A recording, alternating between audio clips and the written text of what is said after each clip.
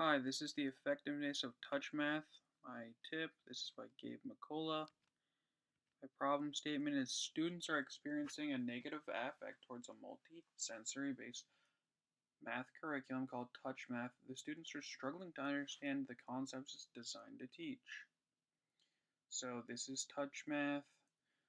I've already gone over this a couple of times, so I'm not going to go over what touch math and my theory is or my literature review. I'm going to skip straight to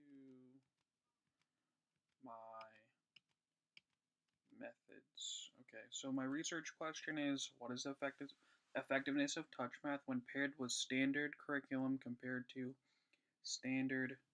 What is the effectiveness of touch math when paired with standard curriculum compared to standard curriculum alone? And I was wondering if touch math would be useful for students that are struggling with math in a regular classroom. Okay, so my methods was an intervention for a small group of students, and they would get extra attention with touch math.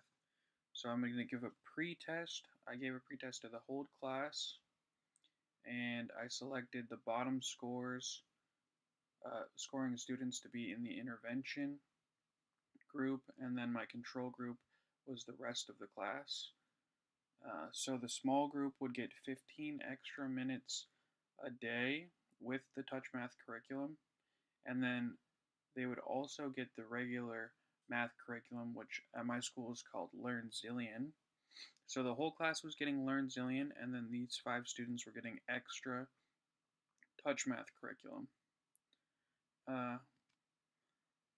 So there's the population. 2 of my students were on IEPs that were in the treatment group, and 1 in the control group. But the treatment group was selected just by low scores. Since touch math is designed for special needs students, I thought it would be most effective with students not scoring well. Okay, so this is what they got, 15 minutes a day, and then everyone got their regular about 90 minutes a day of Learn Zillion. The results from the pre-test, post-test are here. So my control group scored pretty low, an average of 0.4 points, and I mean uh, the improvement was significant looking, but my results were that they didn't improve enough to justify touch math. So the results from my ANOVA were that we failed to reject the null hypothesis. So touch math did not improve scores enough. There was no statistical significance showing that touch math was, in fact, the cause for their scores to have increased any more than they already did. So the only result was of time. So all students improved over time, but the treatment group didn't improve enough to justify touch math. So threats to the validity were that third graders are in all sorts of stages of development, and it can be a pretty big gap.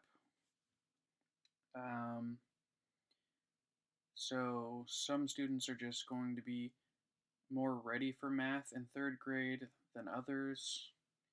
One problem during my test was that my pre-post test used division symbols that my students weren't familiar with. My students were only familiar with like the regular division, but the touch math pre-post test used a like long division symbol, and that was addressed before the post test.